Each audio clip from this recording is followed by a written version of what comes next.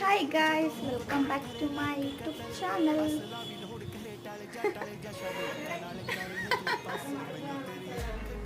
ಅಲ್ಲ ಎಂದು ಮಾತಾಡಿಲ್ಲ ನಾನು.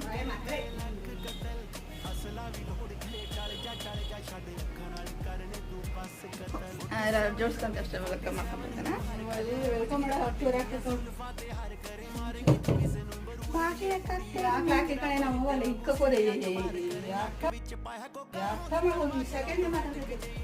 ಈ ಕಂಟೆಂಟ್ ಆಗಲ್ಲ ಮಾತಾಡ್ದೆ ಅಲ್ವಾ ನೀನು ಟ್ರಾನ್ಸ್ಫರ್ ಆಗ್ಬಿಡಿಸ್ತಲ್ಲ.